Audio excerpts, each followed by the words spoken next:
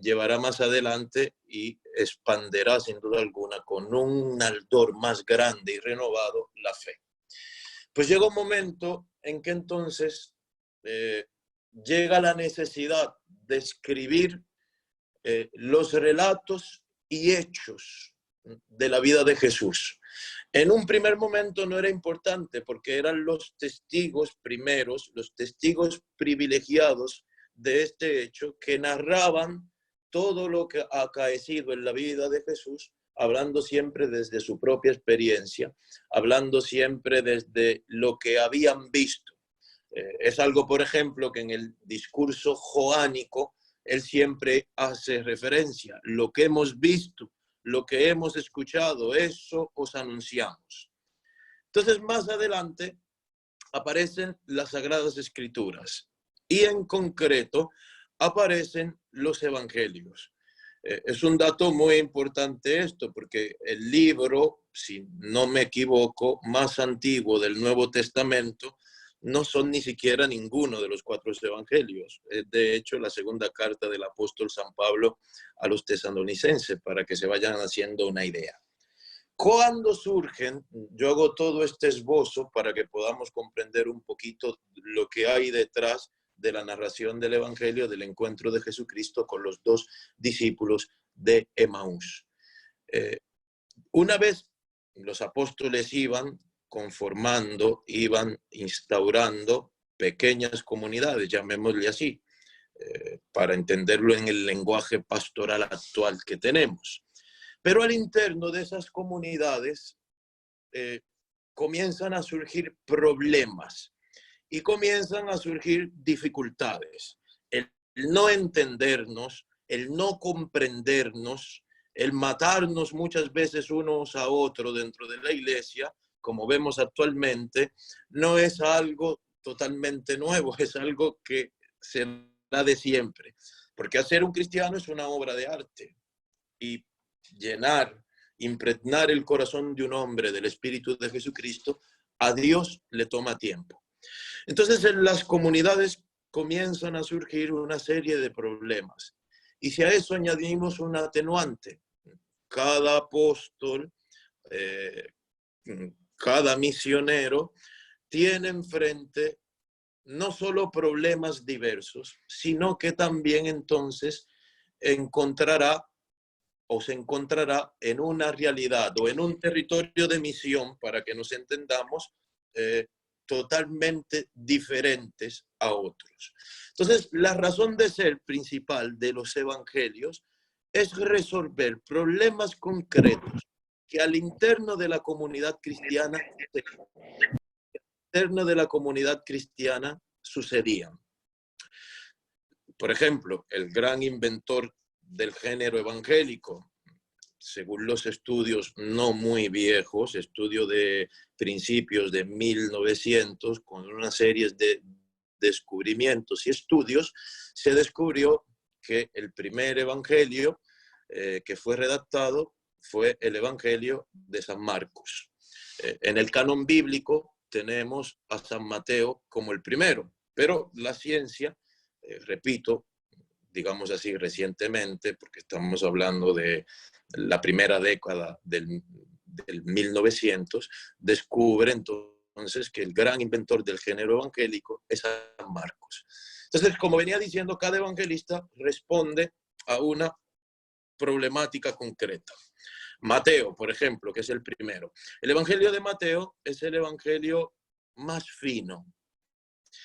No sé si, Keiter, tú me estás escuchando, ¿sí?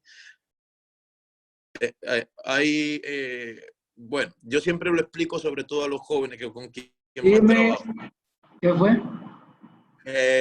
No, que tú me decías que es muy variada y estoy buscando un lenguaje por si hay jóvenes más mayores, a ver cómo me entienden. Yo siempre digo, por ejemplo, cuando lo explico esto que estoy diciendo a los jóvenes, por ejemplo, cuando hablo de Mateo, el Evangelio de Mateo es el más fino, porque Mateo escribe a una comunidad, para que me entiendan, de un alto nivel, de un conocimiento profundo de las Escrituras y de un conocimiento profundo de la ley y de los mandatos del pueblo. Entonces es el evangelio que por siglos en la iglesia fue el más litúrgico y el más utilizado. Porque Mateo escribe a gente muy fina. Hoy día los jóvenes dicen popi, gente popi. Yo no sé si ustedes han visto los jóvenes que son muy finos. Los jóvenes que son muy finos, tú no sabes en qué idioma hablan, porque en una oración te usan 3 palabras en inglés y 2 en español. Yo hay gente que tengo que traducir, por ejemplo, una confesión, porque te comienzan a hablar y te dicen, bueno, padre, yo pequé, whatever, no es lo importante. Anyway, o sea, te hacen un cruce como tienen un contacto, estudian en escuela bilingüe, luego están aquí, tienen compañeros y siempre se están en viaje. O sea, la gente muy fina hoy día, por ejemplo, tiene una manera, llamémosle muy rica, porque confluyen muchos lenguajes y confluyen muchas expresiones multicultural. Entonces, Mateo posee, es el evangelio mejor redactado. Tiene el mejor hebreo, el hebreo más fino cuando utiliza vocablos hebreos. Tiene el griego más fino. Pónganse un ejemplo. Pongamos que el padre Keiter en la parroquia tiene un problema y está viendo que al interno de los fieles, al interno de su comunidad parroquial, se están dando problemas. Entonces, para solucionar esos problemas, él escribe un evangelio, el evangelio según San Keiter. Y así es como van surgiendo entonces los evangelios. Pongamos que Mateo es un párroco, así como Keiter. La parroquia de Mateo sería una parroquia de esa fina, de esa rica, de esa que tienen aire acondicionado, donde abundan los cáliz de oro, las cruces bien brilladas, donde la gran mayoría de gente es universitaria, gente con posgrado, gente. Entonces, por eso Mateo escribe un evangelio fino y a la vez presentando entonces la humanidad misma de Cristo. El segundo evangelista que tenemos es San Marcos. San Marcos es el tipo de párroco, yo hablo así para que me entiendan y ojalá me estén entendiendo, luego en las preguntas lo vemos. San Marcos es el tipo de párroco que está en 3 parroquias, dentro de ellas diferentes. Yo, por ejemplo, tengo 2. La gente del Santuario de la Altagracia es totalmente diferente a la gente de Santa Bárbara. Santa Bárbara es la zona más baja de la zona colonial, es la zona un poco más de barrio. Por lo tanto, allí la gente es más sencilla, más calurosa. Yo llego y me tienen el café, me ponen menta en los bolsillos. La gente, por ejemplo, del santuario es un poco una clase media más alta, pues entonces en su cultura y su manera de ser es un poco más reservada, es un poco más fría, etcétera, etcétera. De tal manera que yo celebro la misa, por ejemplo, a las 8 en el santuario y luego voy y celebro a las 9 en Santa Bárbara, la palabra es la misma, pero el lenguaje que utilizo en un lugar y en otro no es el mismo. O sea, tengo que hablar, tengo que pasar rápidamente a personas distintas y a contextos distintos. ¿Qué pasa con San Marcos? San Marcos tiene varias comunidades, sabemos que es discípulo de Pedro y llevará adelante muchas comunidades, luego que Pedro va a Roma, llevará adelante muchas comunidades que Pedro fundó. Por lo tanto, San Marcos tiene que hablar a gente muy variada, gente muy diferente, que tenían una cosa en común, el escándalo de la cruz. Todo el evangelio de San Marcos es dar una catequesis para arrancar del corazón del creyente el escándalo del sufrimiento, el escándalo de la cruz. Luego doy un salto y paso a San Juan. San Juan, digamos así, es como si fuera un padre que está en un hospital de viejitos o en un monasterio donde hay muchas monjas viejitas. O sea, San Juan es un párroco, digamos así, para entendernos, de gente vieja. Es una comunidad que se reúne con él, porque San Juan, recuerden que es desterrado, muere en la isla de Patmos, es el único de los discípulos que no muere por el martirio, sino que muere de muerte natural. Entonces es una comunidad que había sufrido mucho, que había sido perseguida, es una comunidad de la primera escuela y que sufrió muchas persecuciones. Entonces al final de sus días se da un conflicto. Cuando estudiamos la historia de la iglesia sabemos que tienen que enfrentar la herejía gnóstica. Entonces ellos tienen un escándalo. Los viejitos dicen, caramba, hemos cogido lucha toda la vida nos han dado macanas, toda la vida hemos sufrido, y ahora en la última etapa de nuestra vida, que pensábamos que íbamos a estar bien, también persecuciones. Entonces San Juan ve que comienza a enfriarse en ellos el amor primero. Y todo el Evangelio de San Juan al final habla del amor, y es un recordar el amor que a esa comunidad le sedujo, al punto, como él dirá en el libro del Apocalipsis, ellos vencieron en virtud de la sangre del Cordero y por la palabra y el testimonio que dieron, no amaron tanto su vida al punto que temieran la muerte. O sea, les recuerda aquel amor que les sedujo para que puedan terminar la vida siendo fieles al amor que hemos conocido. ¿Qué pasa con San Lucas? Yo he dado toda esta vuelta para llegar al evangelista que nos concierne y hablar un poquito de los discípulos de Emaús, que no seré muy largo. A diferencia del contexto que le expliqué, ¿no? Le decía que San Marcos tiene una comunidad que de rico, otra que de pobre, una que estaba en una zona de playa. Es el evangelio más corto, tiene que hablar a mucha gente, por lo tanto tiene que explicarse claramente y hacerlo brevemente. San Mateo le dije que escribe a gente fina, gente rica, gente popi. San Juan escribe ya ancianos. ¿Qué pasa con Lucas? Con Lucas es el problema. Lucas es como si fuera párroco de los guandules o Capotillo, uno de esos barrios calientes, ¿no? Uno de esos barrios donde abunda la droga, donde abunda la prostitución, donde abunda el libertinaje, donde abunda la maldad. El Evangelio de San Lucas está escrito a paganos. Por lo tanto, Lucas es un evangelio reinventado, es el evangelista más gráfico. La tradición nos dice que Lucas era pintor. Según la tradición, fue el primer iconógrafo de la Virgen María, fue el primero que pintó el rostro de la Virgen Madre. Según la tradición, lo hizo sobre un pedazo de la mesa en la que Cristo celebró la última cena. Esa Virgen se le llama Salus Populis Romanus, que es la Virgen que el Papa lleva a todos los encuentros de jóvenes. Hace unos años, hace 2 años creo, la tuvimos de visita en la República Dominicana. Y también dice la tradición que Lucas también era médico. Ambas profesiones necesitan de una meticulosidad, o sea, ser meticulosos. Porque un artista, por ejemplo, un pintor, le basta que ponga un tono, dé una pincelada fuera de tono o fuera de área y daña toda una obra. O pensemos en un doctor, un cirujano que no corte lo justo que tiene que cortar, daña la vida del paciente. Por lo tanto, tanto el pintor como el médico es un hombre en esencia y ante todo de detalles. Por eso el Evangelio de San Lucas es el Evangelio más lleno de detalles. ¿Y por qué está lleno de detalles? Porque convertir a un pagano, convertir a uno que la vida ya le condena, que tiene conciencia del mal, de la suciedad y de lo bajo en que ha caído, solamente un amor misericordioso puede atraerle. Por eso el Evangelio de Lucas es el Evangelio de encuentros de misericordia. La parábola del hijo pródigo es propia de San Lucas.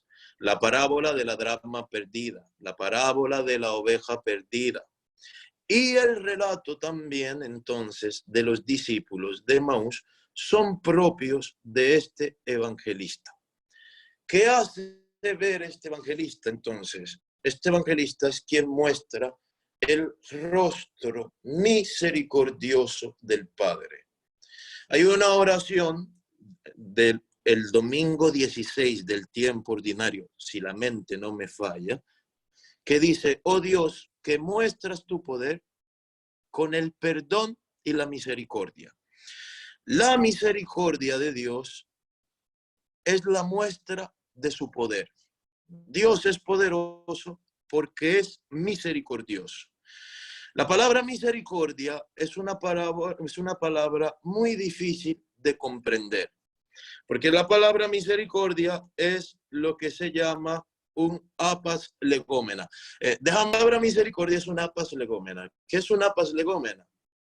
Es una palabra propia de una etnia, de una cultura o de un pueblo.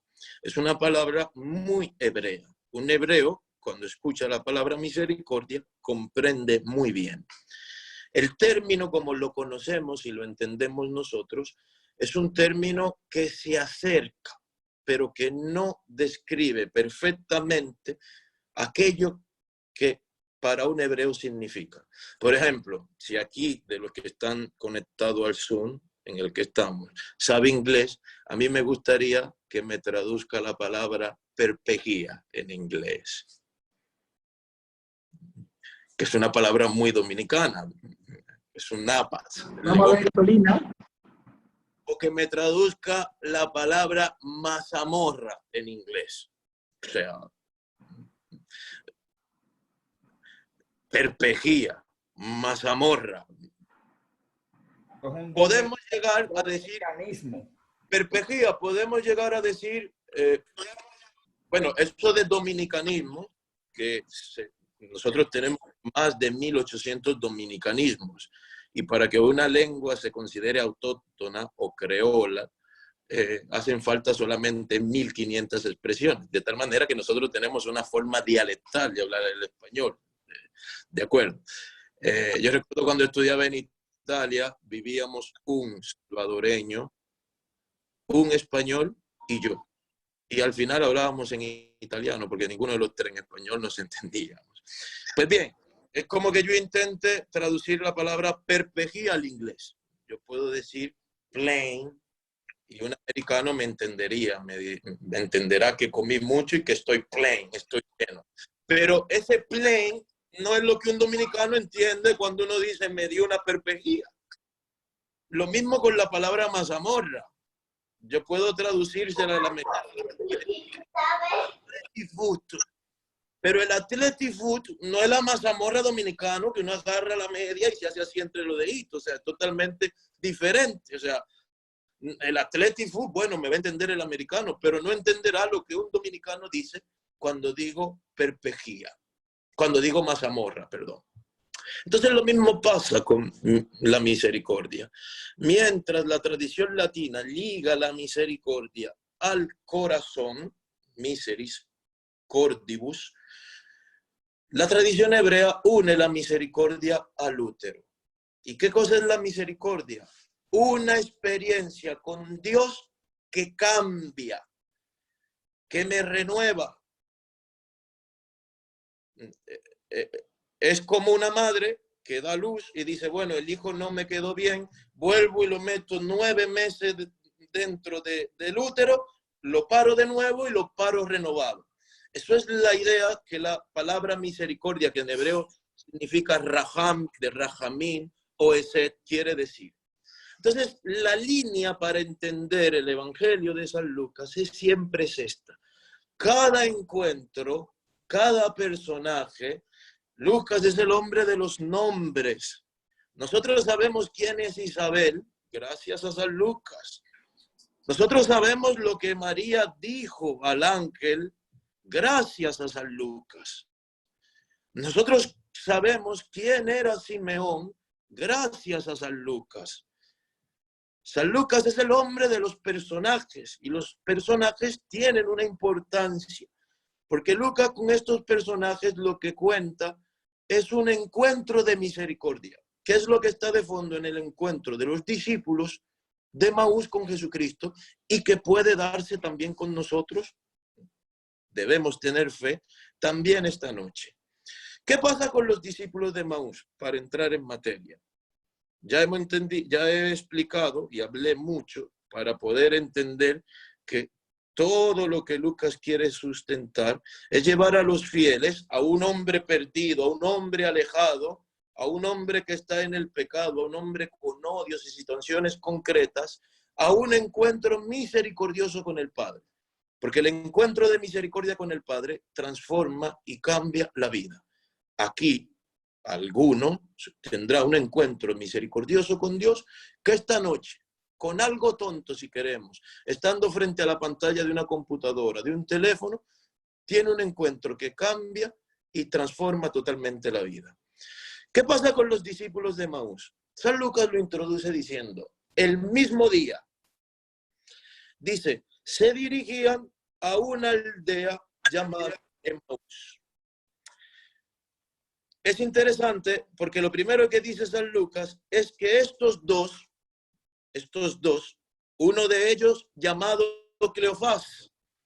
¿Por qué si Lucas se pasa su evangelio entero dando nombres, omite un nombre? Para entender las escrituras tenemos que ser curiosos. Tenemos que preguntarle siempre al texto. Y el texto siempre, yo por ejemplo en el estudio de la palabra fui formado en lo que se llama dentro de la iglesia escrutatio de la palabra. O sea, que es la facultad de que un texto te vaya dando respuestas a otro texto. El escrutatio de la palabra es fundamental.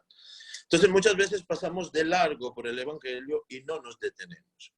Dos de ellos, dice San Lucas. Uno era Cleofás. Según la tradición, Cleofás era tío de Jesucristo. O sea, era un pariente cercano. Conocía a Jesucristo en la carne. Ahora entendemos, un poquito más adelante hablaré de la desilusión de estos dos. Pero ahora entendemos la manera en la que se encuentra, ¿no? Era pariente del Señor, pero conocía a Cristo en la carne. No había tenido un encuentro de misericordia con el Señor, que es lo que nos hace conocer a Cristo en el Espíritu. Porque lo que nos hace y nos transforma es conocer al Señor en espíritu, no en la carne. Del otro, vuelvo y repito, ¿por qué si San Lucas, que es el evangelista de los personajes y que más nombre da en su evangelio, omite un nombre? O sea, yo estoy hablando de un hombre que era pintor, que era de doctor. ¿Se recuerdan lo que le dije? Que para ambos, para un pintor y para un doctor, los detalles son importantes. ¿Por qué no pone el nombre del otro?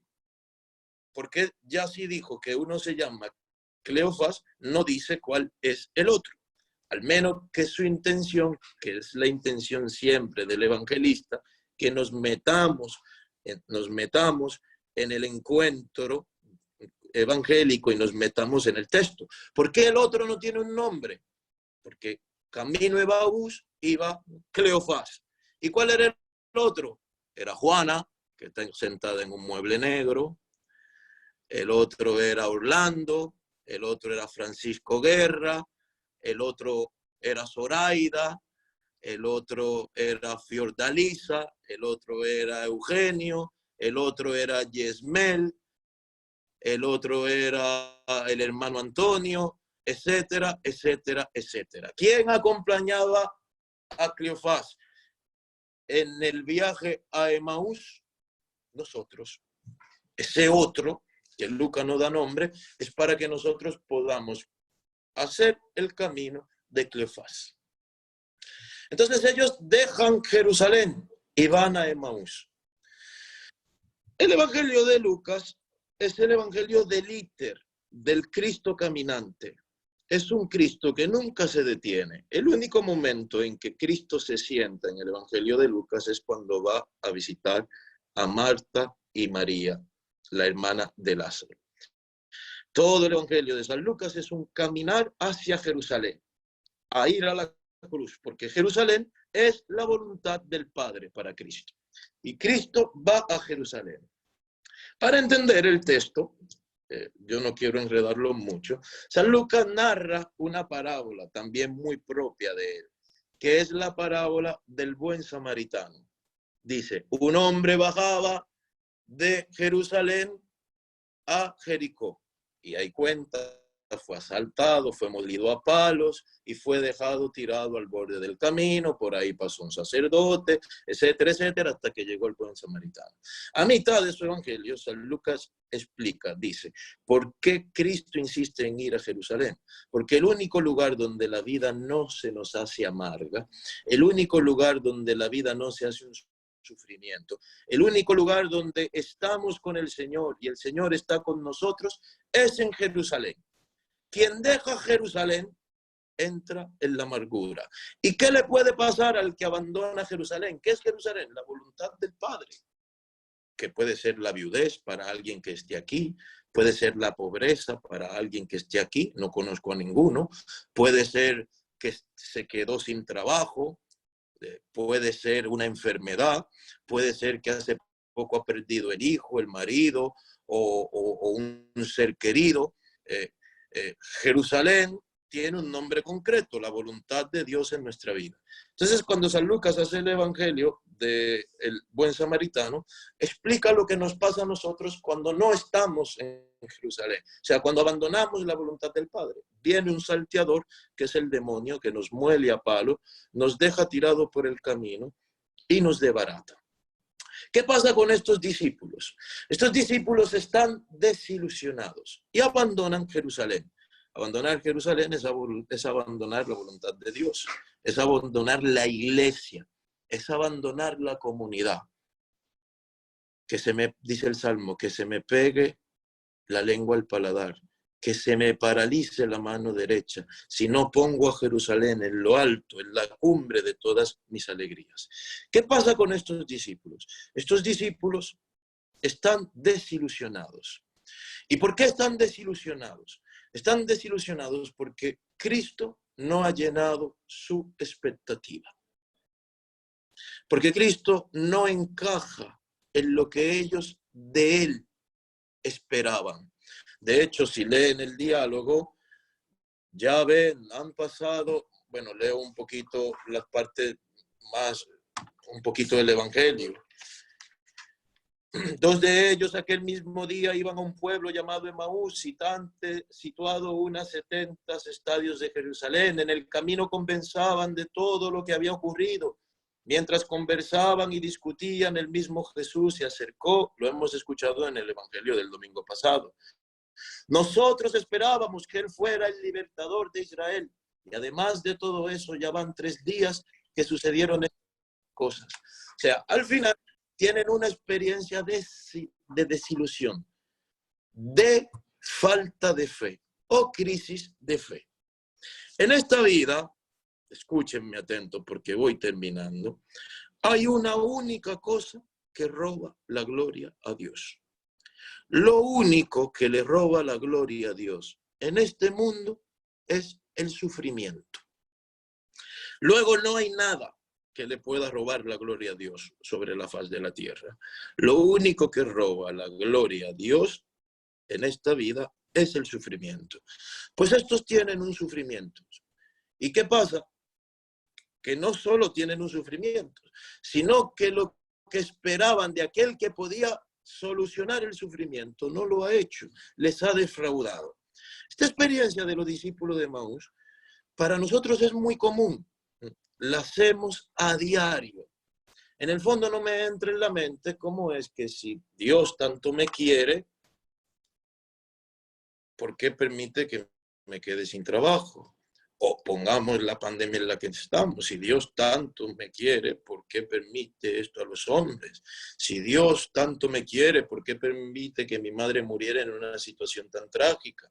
Si Dios tanto me quiere, ¿por qué permite esta enfermedad? Si Dios tanto me quiere, ¿por qué mis hijos me salieron así cuando yo lo eduqué en la iglesia, los bauticé, hice que hicieran su primera comunión, que se confirmaran? Y el varón me salió un delincuente, padre, y la hembra mejor ni le hablo. Esa muchacha es un sufrimiento, no quiera usted saber. Si Dios es así, ¿por qué me permitió este marido? Porque yo pensaba que él iba a ser un príncipe azul y he casado con un Pokémon que estoy padre, ¿me entiende? Esta experiencia, todos lo hacemos. Esta experiencia de desilusión, que Dios no termina de ser como pensamos, que Dios no termina de ser como me imagino.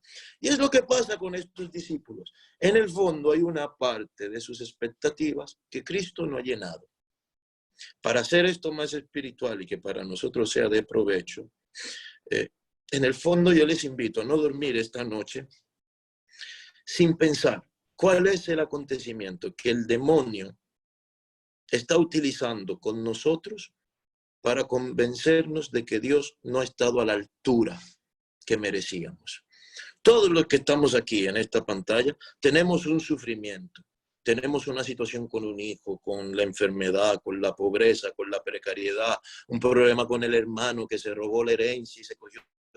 Todos nosotros tenemos algo en la vida que el demonio está utilizando para desilusionarnos como los discípulos de Maús, para robarnos la fe como los discípulos de Maús, para que abandonemos Jerusalén, para que abandonemos la iglesia. Hoy día, ¿por qué tanta gente está dejando Jerusalén y se van yendo a Maús? En Maús es la vida antigua, en Maús es la vida ordinaria, es la vida que teníamos antes de conocer al Señor, porque uno muchas veces dice, pues si yo que entré en la iglesia porque pensaba que las cosas me iban a ir mejor y las cosas me iban a cambiar y aquí todo empeorado, pues mejor sigo siendo como era antes, mejor vuelvo a mis cosas y vuelvo a mis odios y vuelvo a mis conflictos y vuelvo a mis problemas. Pues esto, ¿qué es lo que quiere San Lucas? Por eso decía, ¿por qué no pone el nombre del otro? Para que tú y yo nos pongamos al lado de Cleofás. Porque al igual que Cleofás, estamos convencidos que no ha pasado nada, dicen ellos. Han pasado 3 días. Es verdad que algunos de nuestros fueron al sepulcro y no lo encontraron, como nos pasa mucho de nosotros. Es verdad que el padre Keiter ha insistido a voz por altiva y pasiva diciendo que estamos en la Pascua, que el Señor ha resucitado, pero no ha pasado nada. Yo sigo jodido igual, el marido no cambia, los hijos no cambian, la situación económica no cambia, nada está bien. Es verdad que el padre dice, sí, el padre sí, pero él lo dice porque él es padre.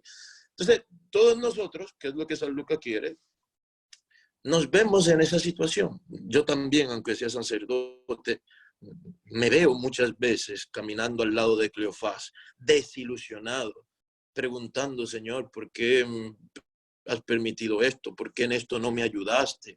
¿Por qué en esto no fuiste fiel? Yo, por ejemplo, ahora el 8 de mayo, mi mamá cumplirá 1 año que se quitó la vida, se suicidó a los 55 años. Y ha sido un combate tremendo, como los discípulos de Maús. ¿Por qué, Señor? Si yo te he dado mi vida entera, si yo te la he entregado, si he desgastado la vida que me has dado, ¿por qué no escuchaste mis oraciones, etcétera? Entonces, esta experiencia de los discípulos de Maús es fundamental. Entonces, Cristo le viene al encuentro. Y cuando le viene al encuentro, es fundamental. Y para nosotros esto es una buena noticia. Y es lo fundamental de este evangelio. ¿Qué hace Cristo? Dice que les explicó las escrituras, comenzando por Moisés y pasando por los profetas. Y les dice una cosa, ¡qué tardos y necios! ¿Acaso no sabían ustedes que era necesario que el Cristo padeciera estas cosas? Entonces, ¿qué es lo que hace el Señor con nosotros? Nos explica las escrituras. ¿Qué significa eso? A mí me llega, cuando preparaba este evangelio, me llega a la mente Melitón de Sardes. Melitón de Sardes, San Melitón de Sardes, escribió un texto bellísimo que se lee el Viernes Santo. Dice, debía suceder así. Él es de quien ya hablaban las escrituras. Él fue vendido en José, abandonado en las aguas en Moisés, perseguido en David, despreciado en todos los profetas, fue asesinado en Abel. Entonces, ¿qué hace Cristo? Cristo explica su vida y dice, esto que ustedes ven mal, estos que a ustedes le ha desilusionado de mí, mi cruz, mi sepulcro, era lo que el Padre quería para manifestar en mí su poder, sus obras. Hay una plegaria eucarística, la D en el misal, donde el sacerdote, antes de consagrar, dice: como hiciste en otro tiempo con los discípulos de Emaús, tú partes para nosotros las escrituras, nos explicas las escrituras y parte para nosotros el pan. Es interesante porque en el encuentro de Emaús, en la cena de Cristo con ellos, se da lo que es nuestra misa, nuestra Eucaristía. La palabra, que explica todo, y el pan, que nos da fuerza para volvernos a Jerusalén, para dejar de irme a Emaús, de escapar y volver a Jerusalén, a mi vida. Entonces, ¿cuál es el encuentro que ellos tienen? Cristo aparece como testigo, porque las apariciones que Cristo hace, y lo verán más adelante con todas las otras, ya lo vieron con María Magdalena, ya lo verán con la aparición a los discípulos, la aparición a Tomás. Cristo aparece como testigo. Por ejemplo, en la aparición a Tomás ya le hablarán de eso,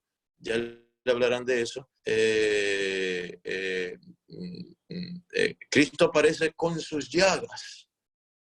Dice Santo Tomás de Aquino, una frase muy bonita que a mí me ayudó mucho.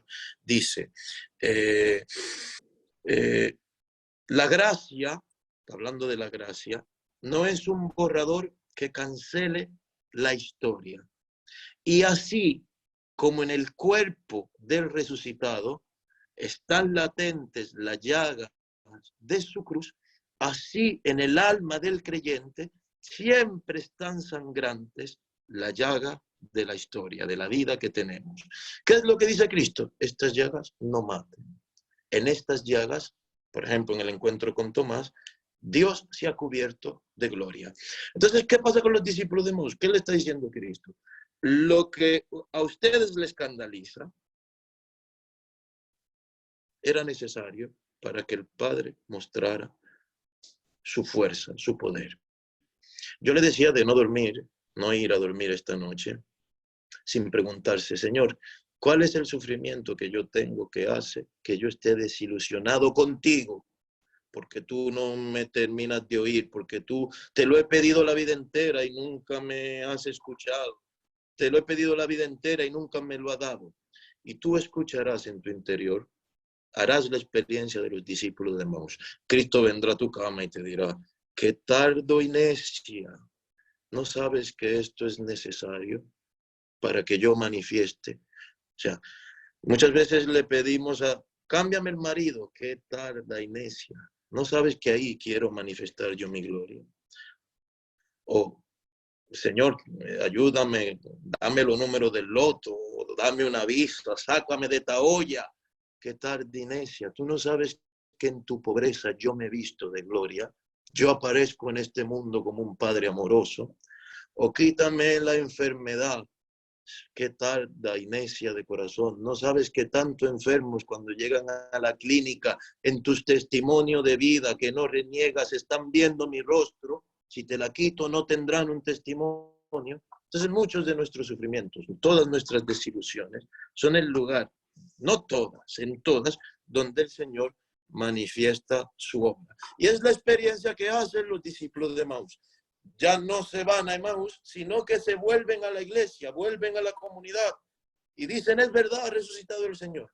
Porque cuando uno sabe que lo que nos está pasando en nuestra vida, aunque es un sufrimiento, aunque no se comprende, es el lugar donde Dios quiere manifestar su gloria y encontrarnos, volvemos contentos a la iglesia, volvemos al lugar donde hemos escapado.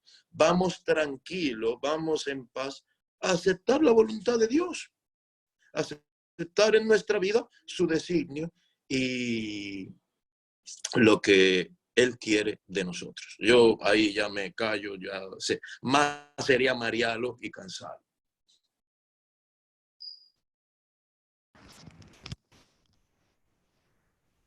Algunos aquí, padre, Me dijiste 45 minutos, hablé más, yo creo, pero bueno. como dicen aquí, algunos dirán, padre, sigue hablando, no importa que nos cortamos tarde. Ya, para otro tema. De que sigue, no te preocupes, que mañana el día como quiera nos podemos levantar tarde. Título poquito lo que preparé, un poquito de mi experiencia, un poquito lo que preparé la semana pasada para el Evangelio del Domingo. Y obviamente hay muchos recursos bíblicos que pudiéramos utilizar o podríamos hacer una explicación más teológica, hay mucha tela donde contar, pero yo quería hacer una lectura espiritual del relato evangélico de la aparición a los discípulos de Emaús, que en este tiempo de prueba y sufrimiento, todos tenemos pruebas y sufrimiento, y si a eso le sumamos el coronavirus, pues más jodidos estamos, más embromados estamos, la cosa va al cuadrado. Entonces, pues que el Señor nos dé en medio de nuestro sufrimiento la certeza de que muchas cosas son necesarias y tienen que pasar, que no seamos tardos y necios para entender y comprender. Bueno, entonces, gracias, Padre. En verdad que ha sido una experiencia muy enriquecedora, con preguntas muy cuestionantes y para una interiorización, eso que tú hablabas de preguntarnos qué acontecimientos de nuestra vida. Y si abrimos el micrófono para decir acontecimientos de nuestra vida, podremos hacer un listado de acontecimientos donde a través de ese sufrimiento hemos visto al Señor como los discípulos de Emaús. Y que a veces hemos dicho, Señor, pero toma tu toalla y encárgate tú de tu asunto, que yo me voy de aquí ya. Yo hasta aquí llegué. Es como también muchas veces esas experiencias. Ahora vamos a ver las preguntas o ecos que queramos hacer de esta reflexión espiritual desde este encuentro de Emaús. Lucas. Bien, yo había escuchado en cuanto a los dos discípulos que van hacia Emaús, Cleofás y la otra persona, había escuchado eso mismo que dice el padre Nelkis, pero también escuché a una persona que en un viaje a Jerusalén, allá se comenta, y él dice que no sabe por qué aquí no, se comenta y se dice, o sea, todo el mundo conoce que sí, que tiene un nombre esa otra persona, que inclusive él lo dio, yo no lo recuerdo, y si mal no recuerdo dice que es un hijo de Zacarías, que siendo así, vendría siendo primo de Jesús. A ver si han escuchado tanto él como usted, el padre Alberto, o quien haya escuchado algo de eso, o si fue solo algo así que escuché.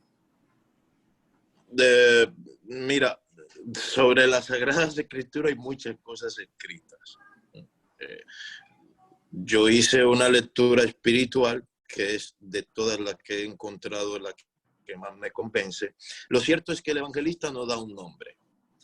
Ya todo lo otro es estudio, es hipótesis. Lo más cierto, a mí siempre me gusta quedarme con las reflexiones en torno al texto. El evangelista, San Lucas, no da un nombre, no lo pone.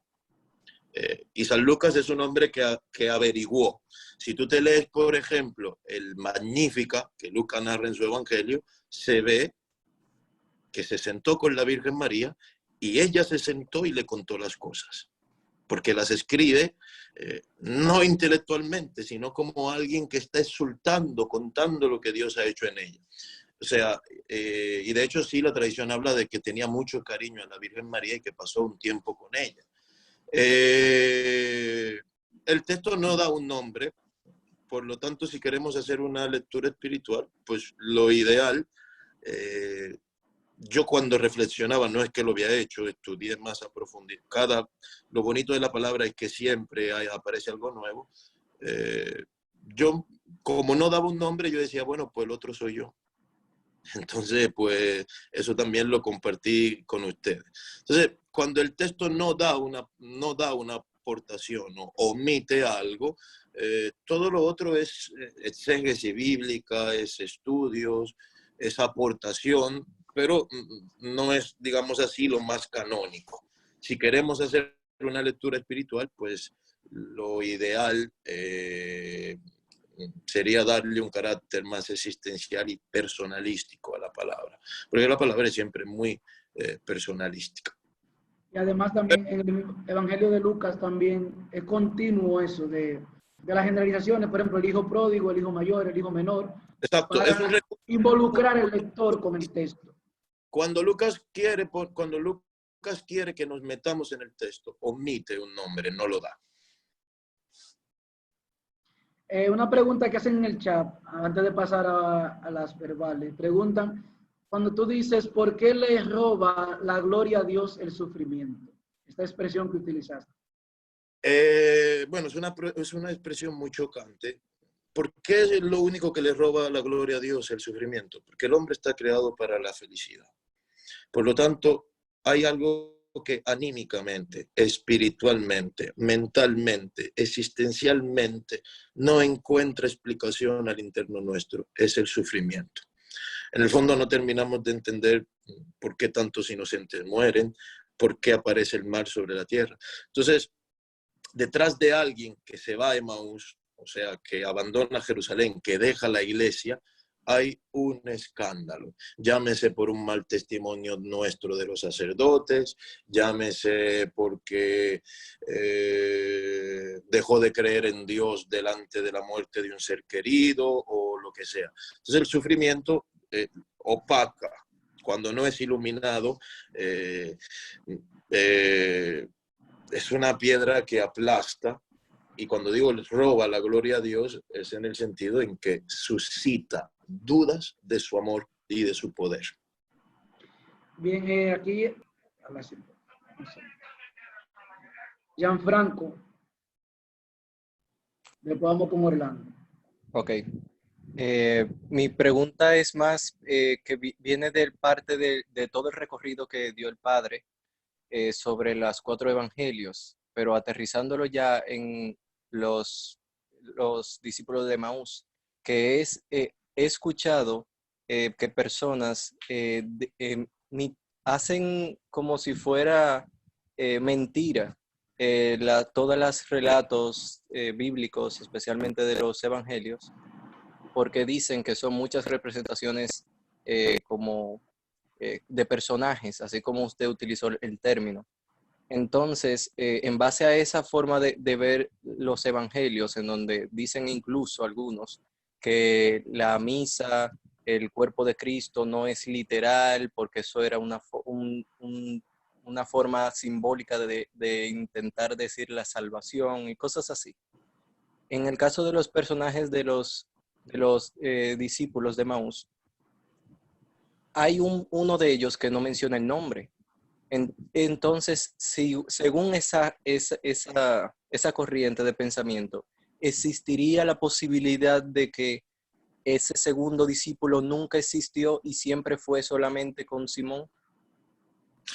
Mira, vamos a entender algo fundamental y yo pienso que tú puedes entender lo que intentaré explicarte y de frente a ese tipo de ideología. Mira, la Biblia no es un libro exacto. La Biblia no es un tratado teológico, no es un tratado moral, no es un libro cronológico como un libro de sociales, como cuando estudiábamos historia en la iglesia. Tampoco es un libro históricamente perfecto ni cronológicamente perfecto. La Biblia narra una historia de salvación. La Biblia tiene una intención. En cada personaje, desde el primero al último, el que tú quieras de la Biblia, la intención que tienes es hacer ver la manera en la que Dios salva a un hombre cuando entra en su vida. En el caso de los discípulos de Emaús, a un hombre que se encuentra en situaciones diversas. En el caso de los discípulos de Emaús, es una respuesta a la... en el caso de Lucas, ante todo, lo que Lucas intenta decir es que si aunque yo esté en Emaús, o sea, una vida lejos de la iglesia, de la comunidad, recuerda que dije que Lucas escribe a paganos, el encuentro con Cristo, o sea, porque los paganos no valorizaban las reuniones eucarísticas y los sacramentos. Entonces, cuando Lucas escribe este evangelio, está dando una catequesis. Cuando digo esto no quiere decir que sea un invento o que no sucedió. Hay cosas que no sabemos y si me pongo a darle respuesta, pues sería soberbia mía o inventar. Lucas lo que quiere contar es que en el encuentro con Jesús, sentado a la mesa con Jesús, la vida se ilumina nuestros sufrimientos encuentran sentido y le conocemos y podemos tener una experiencia de su amor. No sé si te pudo responder la respuesta que te di. Claro, y me encantó la respuesta realmente. Muchas gracias. Orlando. Buenas noches, Padre Nentis. Buenas noches. La verdad que escuchando su reflexión, nosotros somos gente de Emaús que siempre estamos escuchando de alguna manera algunos relatos y reflexiones diferentes sobre el camino de Emaús. Bueno, tú haces parte de la comunidad de Emaús. Sí, señor. Yo pertenezco a... Mira, por ejemplo, Emaús como ciudad, ni siquiera los arqueólogos han podido determinar exactamente dónde se encontraba. Es un error decir los discípulos de Emaús, eran discípulos de Jerusalén, iban a Emaús. Okay. Pero bien, por ejemplo, el nombre que lleva la comunidad de ustedes es muy bonita, porque ya es ya que se llame comunidad de Emaús, ya es una catequesis amplia. ¿Qué quiere decir ese nombre? Que caminando con el Señor, a la escucha de su palabra, sentado a la mesa de la Eucaristía, vamos conociendo al Señor y Él va transformando nuestra vida. O sea, ya a mí, por ejemplo, cuando hablan de la comunidad de Emaús, yo digo, ya el nombre resume muy bien lo que ahí dentro se quiere hacer, lo que ahí dentro se quiere que suceda. Y he conocido a muchos hermanos de Emaús que cuando me cuentan su vida, es la misma experiencia de ese evangelio. Estaban en Emaús, estaban en la vida ordinaria, en la vida antigua, en la vida lejos de la voluntad de Dios, y entrando en esa comunidad poco a poco con la escucha de la palabra, en la participación de la Eucaristía al interno de la comunidad, hoy día están en Jerusalén, o sea, en la voluntad que Dios Padre quiere con ellos. O sea, por eso también un poquito la respuesta anterior, o sea, que al final los evangelios narran una experiencia, una historia de salvación, como Dios salva. Amén. También, Padre, quería decirle que en esta reflexión he visto una identificación en mi propia vida. He identificado mi sufrimiento. De hecho, tengo una pareja que hace muchos años nos acercamos a los cursos de la escuela de evangelización cuando tenemos 32 años de casado, cuando apenas teníamos 7 años de casado, teníamos ciertos inconvenientes. Ella siguió en los caminos del Señor, pero yo realmente lo vengo haciendo hace alrededor de unos 8 años, casi 9 años, que cuando fui conocido en Emaús. Era el hombre se daba un camino, pero se convierte más de verdad. Desalentador, como lo llamaban los discípulos, un camino. Hay que llegar al último. Es así, cuando se convierte el hombre, se convierte en nosotros, en la familia. Digo, Padre, que realmente, yo le dije en un momento cuando tuve esa experiencia de conocer cara a cara al Señor, que yo quería servirle al Señor, que yo quería hacer eso en mi vida, desde el momento que lo conocí, que quería que Él me diera esa oportunidad. Mi esposa me dijo que realmente yo estaba haciendo un pedido peligroso, porque cuando el Señor se toma eso en serio, lo toma en serio. Pues tengo para decirle, Padre, que realmente el Señor se ha tomado en serio esa palabra en mí, me ha ido involucrando cada día más, pero en ese mismo involucramiento he tenido un cambio de estatus en otras cosas de lo que era antes, y un caminar de pérdida, se podría decir, física, pérdida que realmente nos pegamos a ella, pero en ese caminar yo he podido identificar cuál ha sido mi sufrimiento. Y esta noche, con su reflexión, no voy a llegar a acostarme, ya lo identifiqué.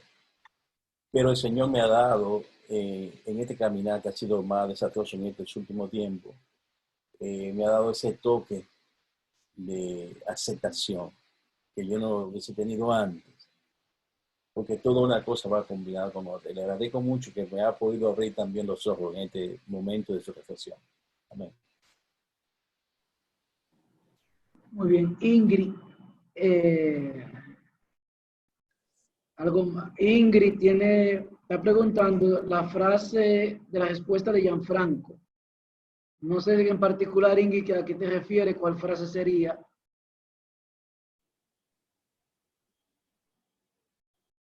Ingrid, no sé si me he escuchado. Dice, ya la copié, pero se te fueron los detalles, dice Ingrid en el chat. Pero no sé, de lo que tú le respondes a Gianfranco Nelkis, yo creo esencialmente esto, que el Evangelio es una experiencia, no sé si... Exacto, yo que la Biblia no es un tratado cronológico, no es un tratado teológico, ni moral, ni un libro históricamente exacto, sino que narra la historia de Dios, la intervención de Dios en la vida de los hombres, en la historia de los hombres. Muy bien, ¿alguien más? ¿Alguna pregunta, aporte?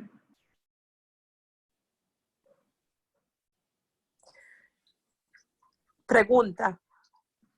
Pregunten. Ajá. ¿Sí? Sí. ¿Estoy confundida o lo entendí bien? Aceptar el sufrimiento, sea cual sea, lo que esté causando el sufrimiento, ¿es una manera de acercarnos a Dios? Vamos a ver, yo no creo que Dios quiera que suframos. Eso sería un próximo encuentro que yo con gusto, si me invitan, pues lo compartiría con ustedes. O sea, podríamos hablar, por ejemplo, para no alargarlo mucho, una encíclica de San Juan Pablo II, Salvifici Doloris. Hay una frase muy bonita que él dice ahí: el sufrimiento libremente aceptado es corredentor, o sea, redime.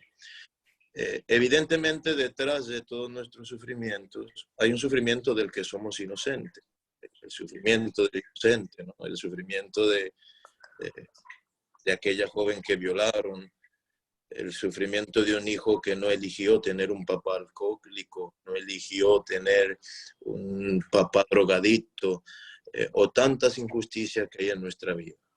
Entonces, no es que somos masoquistas, o que aceptar el sufrimiento es lo que nos hace verdaderamente cristianos.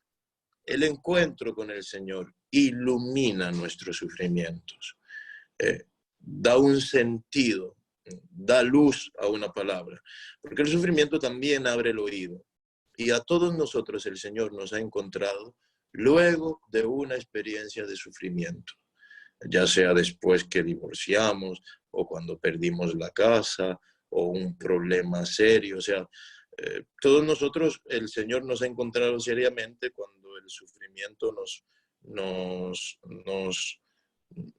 nos ha marcado, nos ha aplastado.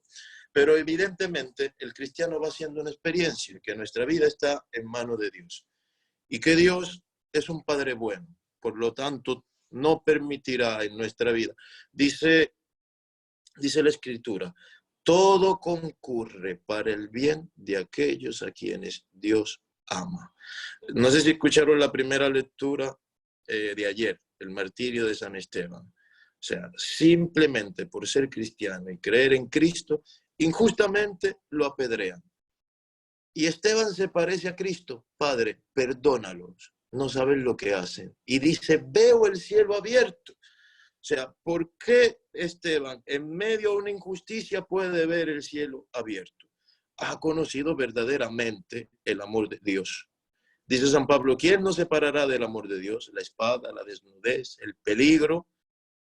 En todo esto vencemos fácilmente por aquel que nos amó. O sea, el cristianismo es ante todo un encuentro personal, un encuentro de amor con el Señor. De tal manera que cuando lo tenemos verdaderamente y hemos hecho esa experiencia de este amor, no hay nada externo que opaque, ofusque o nos aparte de ese amor. Ya sea sufrimiento, que nos puede hacer dudar, O puede ser inclusive fortuna. ¿Cuánta gente cuando estaba jodida estaba en la iglesia y cuando consiguió cuarto y toda la vaina? Yo lo vivo a diario. Los matrimonios cuando vienen junto a misa y se confiesan 3 veces a la semana con el padre. Cuando están mal, pero cuando están bien, que están en un resort para allá en una cama, dándose besitos en el aire acondicionado, no llaman al padre y te dicen, ah, estoy bien, estoy bien, estoy bien. Los otros días, la semana pasada, llamé a uno, me llama, padre, creo que tengo el virus, rece por mí. Y me asusté, conozco el estado de salud de esa persona y me pasé dando rodillas por esa persona. Señor, ayúdale, que sea tu voluntad. O lo llamé ayer y le dije, ¿y cómo salió la prueba? Ah, no, salió positiva. Yo le dije, pero desgraciado, tú nada más llamas para... Entonces, así somos todos, ¿me entiendes? O sea, porque muchas veces pensamos que es solo lo malo lo que nos puede alejar del Señor, pero hay tantas bendiciones que el Señor nos da que también nos aleja y que cuando estamos bien lo olvidamos y que de que comenzamos a tener lo que, porque al final tenemos todavía esa fe de negocio. Estoy mal, vengo donde ti. Tú me resuelves, pues ya me olvido y me alejo un poquito. Entonces, ¿cuál es el punto? Que el amor de Dios todo lo ilumina. O sea, lo malo y lo bueno de nuestra vida. Lo malo me afianza, me sostiene. Yo repito, yo pudiera contar muchos sufrimientos y muchos acontecimientos.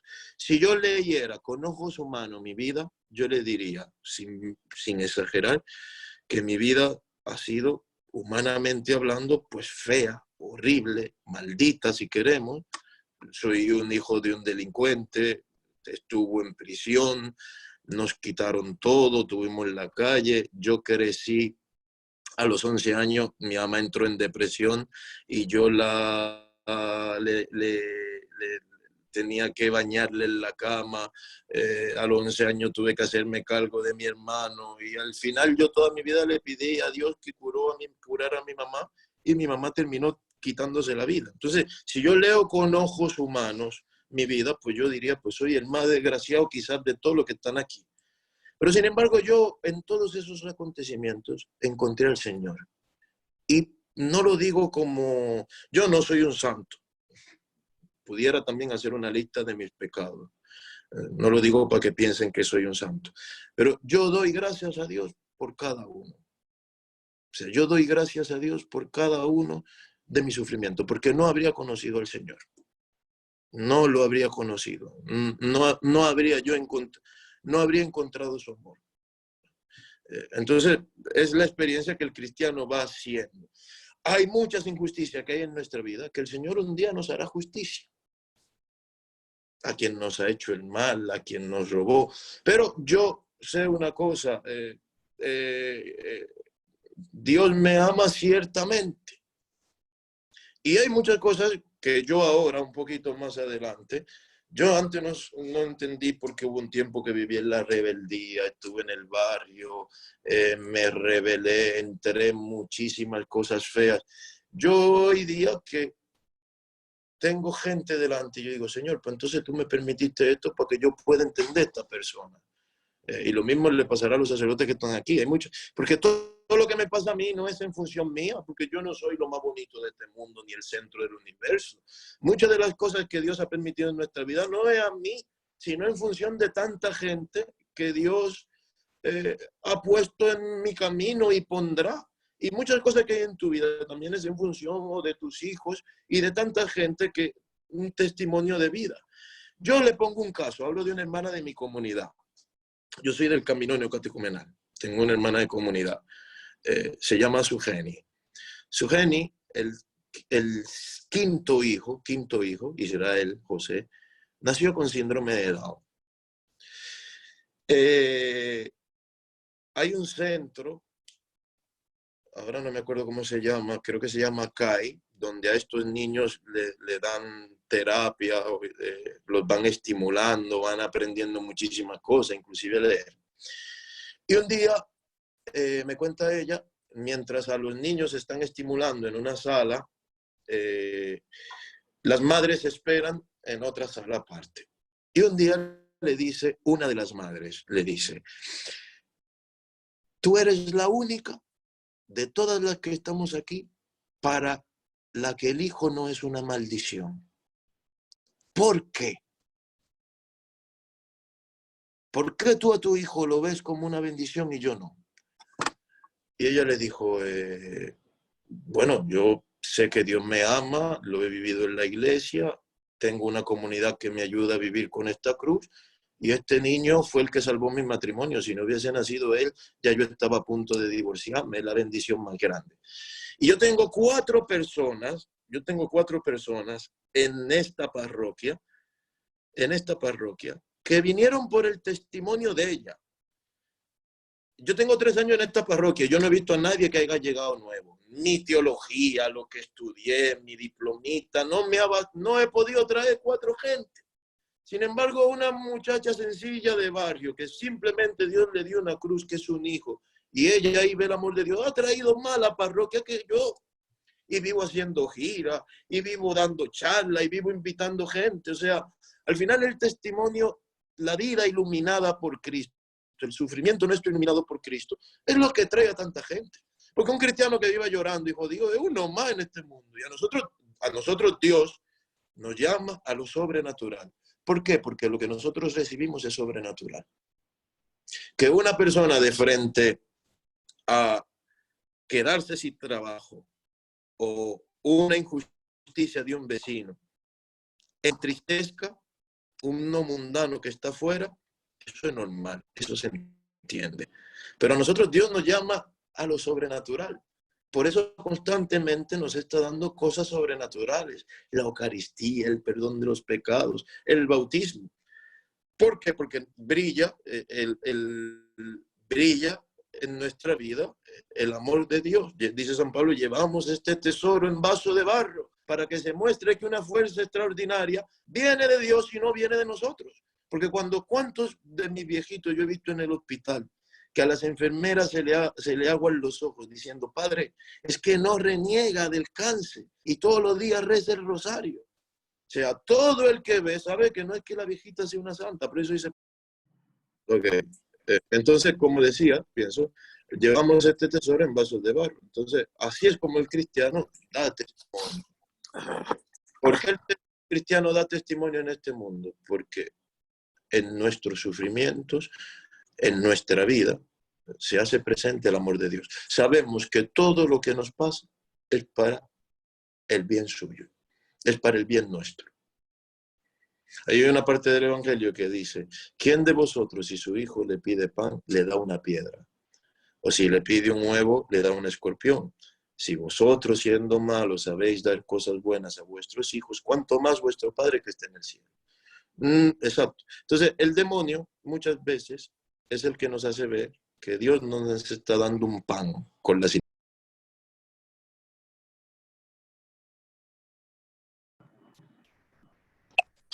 Bueno, no sé si internet o qué. O sea, el demonio entonces utiliza los sufrimientos para hacernos dudar del amor de Dios.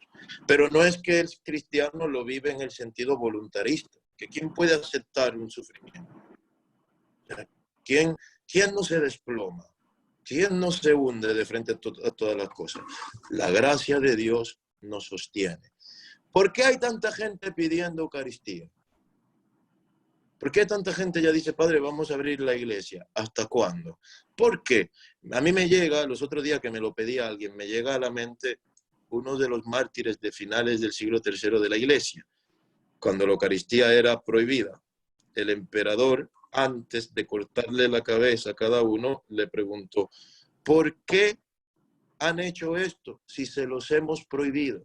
Y ellos dijeron, sine domenico, non possumus. Sin el domingo no podemos. Es verdad que en nuestra vida hay sufrimiento, pero el Señor diariamente, sine domenico, non possumus. O sea, nos da también la fuerza necesaria para vivir la vida y la voluntad en la que nos pone. Bueno, me alargué, pero porque la pregunta es complicada y no quería que quedara en el aire. O sea, no hay que sufrir. Vamos a tener que hacer un encuentro para el sufrimiento. Padre Nelkis está yendo y viniendo. Vamos a ver si regresa. Pero en verdad que hemos tenido una noche de encuentro. Volvió el Padre Nelkis. Sí, pues podemos hacer en cuaresma o en cuaresma o cuando tú lo veas oportuno, yo con gusto. No, ya sabemos que tiene compromiso. Padre Bien. Kester, yo Sorry, quiero, sí. sí, primeramente, antes de mi pregunta, quisiera darle gracias a Dios por este lindo encuentro con el Padre Nelkis. A la verdad que el Señor le siga dando mucha sabiduría, porque hoy mi mente se ha ensanchado de luz. Mi pregunta es la siguiente. ¿Por qué si Marco escribió primero, aparece Mateo en el primer evangelista?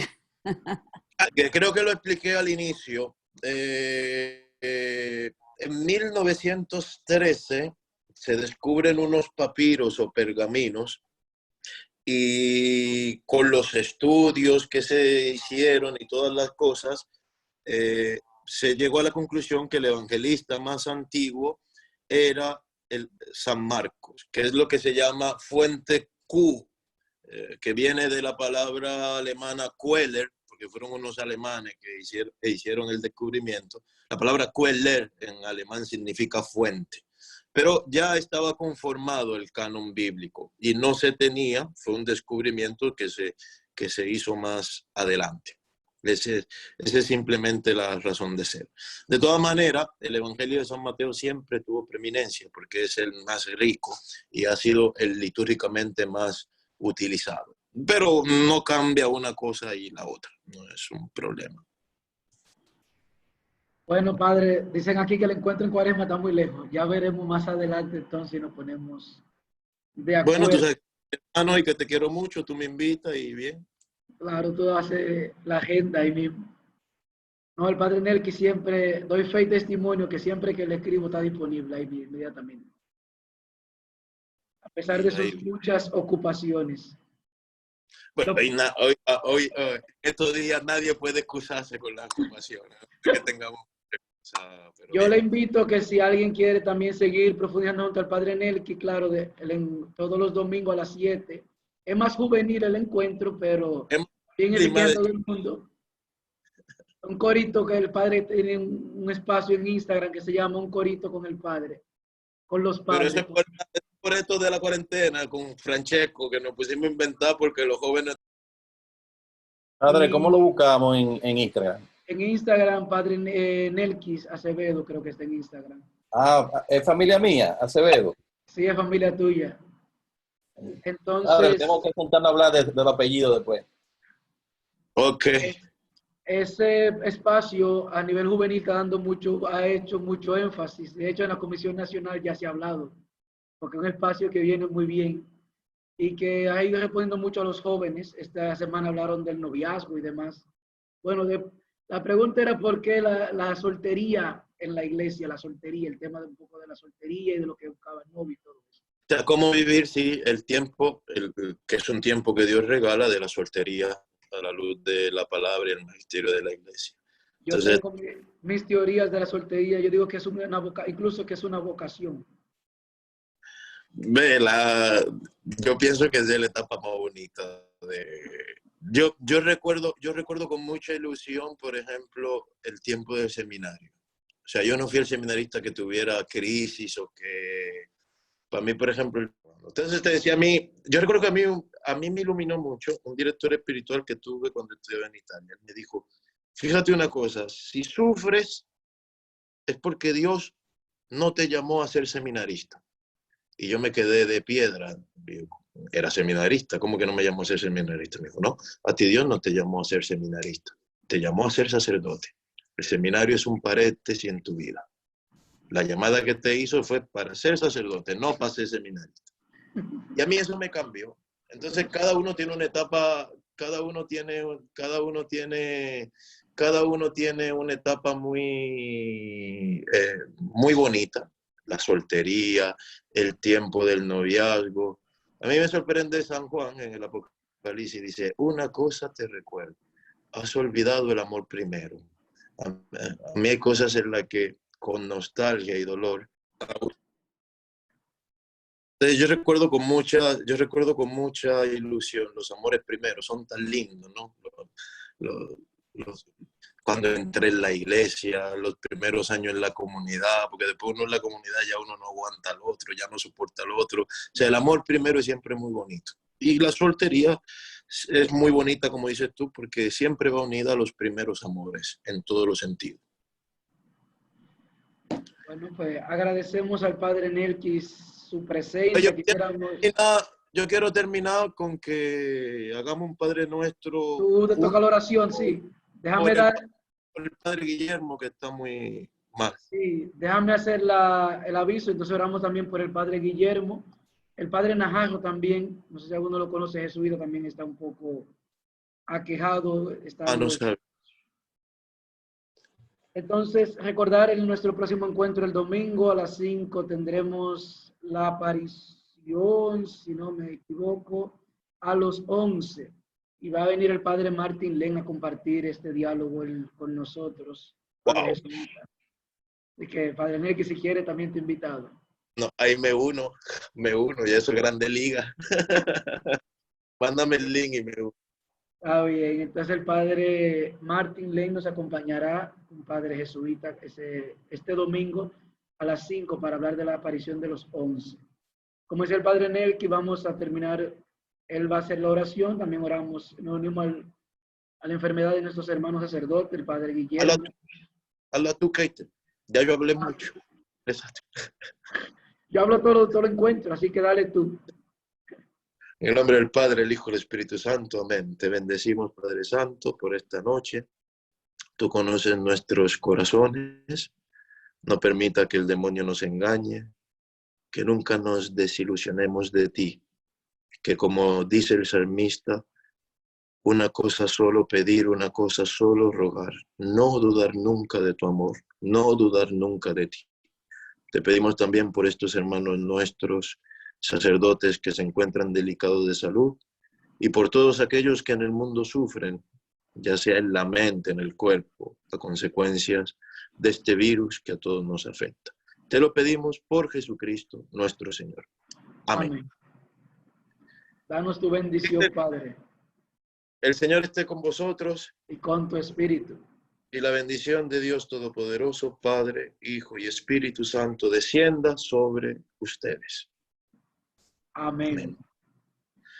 Gracias, hermano. Se te quiere. Igual. Ya seguimos. Cuídate, bendiciones. Okay. Gracias también a ustedes, hermanos, que en esta noche nos hemos encontrado para dialogar y continuar haciendo juntos este camino de la Pascua, sabiendo que también nosotros tendremos que ser testigos del resucitado. Buenas noches, buen descanso